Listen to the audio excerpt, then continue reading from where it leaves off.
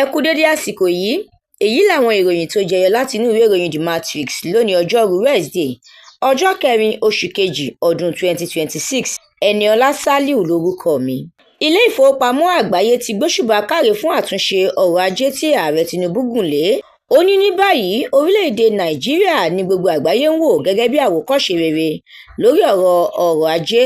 Díẹ̀díẹ̀ àbájáde àtúnṣe ọ̀hún ti so èso rere tó sì ti mú ìlọsíwájú dé bá ẹ̀ka ìdókòòwò àtàwọn iléeṣẹ́ aládàáni. Ilé ìgbìmọ̀ asòfin àgbà ò lè fẹnukò lórí àtúnṣe òfin ètò ìdìbò níbi ìjókòó ilé lánàá lẹ́yìn ìpàdé alátìlẹ̀kùnmọ́ríṣe oníwákàtí 4. Àjọ DSS ti wọ́ adájọ́ àgbà tẹ́lẹ̀ lórílẹ̀‐èdè yìí Abubakar Malami àti ọmọ rẹ̀ Abdulazeez Malami lọ sí ilé-ẹjọ́ gíga ti ìjọba àpapọ̀. Ẹ̀sùn ṣíṣonígbọ̀wọ́ fún àwọn agbésùmọ̀mí àti ẹ̀sùn ṣíṣàkóso nǹkan ogun ni wọ́n fi kàn wọ́n. Àwọn akẹ́kọ̀ọ́ ìdá 80% ni wọ́n yege nínú ìdánwò NECO ọdún tó kọjá.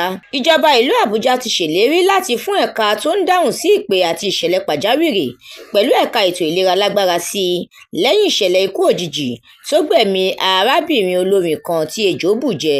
Iléeṣẹ́ ọlọ́pàá ìpínlẹ̀ Abia ti fìdí ẹ̀ múlẹ̀ pé kò sí ohun tó jọ àdó olóró tí àwọn kan pariwo rẹ̀ pé àwọn rí ní ilé ìjọsìn kan.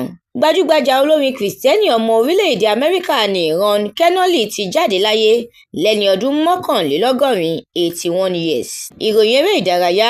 Ẹgbẹ́ agbábọ́ọ̀lù Arsenal ti wọ ìpele àṣekágbá ìdíje Carabao Cup lẹ́yìn tó na ẹgbẹ́ agbábọ́ọ̀lù Chelsea pẹ̀lú àmì ayò 1-0. Ẹ̀kúnrẹ́rẹ́ àwọn ìròyìn yìí àtàwọn ìròyìn míì lẹ́ ó láǹfààní láti jẹ̀gbádùn tẹ́ bá darapọ̀ tí ẹ sì tẹ̀lé The Matrix lórí Facebook, Instagram, TikTok, YouTube àti X. Àdúràmọ́mi Balógun ló ṣe òǹgbùfọ̀ ìròyìn yìí. Ẹniọlá Sàlíù lórúkọ mi.